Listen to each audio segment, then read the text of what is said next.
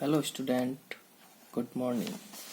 तो आपके हम कक्षा 12 के इतिहास विषय को अध्ययन की दृष्टि से यहाँ हैं।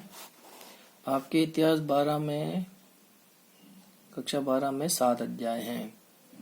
भारत का वैभवपूर्ण अतीत, भारतीय इतिहास के स्वर्णिम पृष्ठ, भारी आत्मीकरण, मुगल आक्रमण, उपनिवेशवाद, आधुनिक भारत का स्वतंत्रता आंदोलन, राजस्थान का स्वर्णिम स्वतंत्रता संग्राम और एकीकरण। ये है आपका पहला पार्ट। इस पहले पार्ट में अब सबसे पहली समस्या तो ये होती है कि सर इसमें इतने पेपर हैं, इतिहास है, कितना क्या पढ़ें क्या छोड़ें। तो मैं आज आपको इस इतिहास के पार्ट के जो नोट्स हैं वो कैसे प्रिपेयर हो, कैसे आपको पढ़ना है और उनके नोट्स कैसे तैयार करने हैं, उन आदि के बारे में बताता हूँ। ठीक है, तो आइए, ये रहा आपके नोट्स। भारत के वैभवपूर्ण अतीत, भारतीय इतिहास की जानकारी के स्रोत। स्रोत का मतलब है इतिहास को हमेशा वैज्ञानिक दृष्टि से देखने के लिए, उनकी विश्वसनीयता के लिए हमें जो स्रोत होते हैं वो विश्वसनीय होने चाहिए। उन स्रोतों के आधार पर ही हम इतिहास के बारे में अध्ययन कर पाते हैं। क्या होता है इसके परिप्रेक्ष्य में कुछ देखते हैं कि अतीत में मानव ने जिन क्रियाकलापों के तथ्यों के आधार पर हम पूर्ण विश्वास के साथ प्रमाणित कर सके, उन्हें इतिहास में रख सकते हैं। अतीत की गतिविधियों की जानकारी प्राप्त करने के लिए जिन साधनों का प्रयोग किया जाता है उन्हें स्रोत, साक्ष्य और प्रमाण कहा जाता है।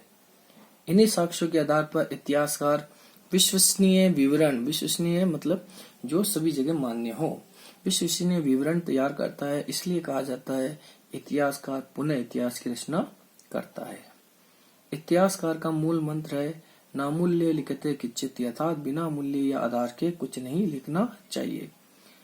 अब आप मेन टॉपिक पर आते हैं। भारतीय इतिहास की जानकारी के स्रोत को मुख्यतः हम दो भागों में बांटे जा सकते हैं, एक साहित्यिक स्रोत और एक होता है पुरातात्विक या पुरालेखीय स्रोत। साहित्यिक स्रोत का मतलब किसी न किसी के ऊपर साहित्यिक लिखा हुआ हो। इसको भी हम 3 भागों में बांट सकते हैं। ये आपको मैं नोट्स कैसे बनाए जाए इसके बारे में बता रहा हूँ। इससे आप अपने बेटर नोट्स तैयार कर सकते हैं। सबसे पहला आता है धार्मिक साहित्य, जिसमें ब्राह्मण साहित्य, बौद्धिक साहित्य एंड जैन साहित्य। अब ब्राह्मण साहित्य क्या होते हैं, जैन साहित्य कौन कौन से हैं, बौद्ध साहित्य कौन से हैं, तो हम इसके आगे अध्ययन करेंगे। धर्मेतर साहित्य, धर्मेतर साहित्य का मतलब होता है इनका धर्म से किसी का कोई संबंध नहीं है, लेकिन ये हमारे इतिहास की दृष्टि से बहुत इम्पोर्टेंट है। जैसे कोई ऐतिहासिक ग्रंथ है, काव्य है, विशुद्ध साहित्य है, कोई क्षेत्रीय ग्रंथ लिखे हुए हैं, इससे हमें इतिहास के बारे में जानकारी प्राप्त होती है। तीसरा है वंशावलियां, जैसे कोई राजाओं की वंशावली, मौर्य वंशावली है, गुप्त वंशावली है आदि। दूसरा है पुरातात्विक, पुरातात्विक या पुरालेखीय स्रोत। पुरातात्विक का मतलब होता है कि जो हमें खुदाई के दौरान कोई वस्तुएं मिली हैं, कोई मुद्राएं मिली हैं, कोई शैल चित्र मिले हैं, उन आधार पर हमें अध्ययन करना होता है। इसके भी बहुत सारे वर्ग हैं, जैसे उत्खनन से प्राप्त अवशेष। उत्खनन मतलब जो खुदाई करते हैं तो उसमें से हमें जो कुछ चीजें प्राप्त होती है, पुरानी वस्तुएं प्राप्त होती है, उनके आधार पर हम अनुमान लगाते हैं कि ये किस समय लोग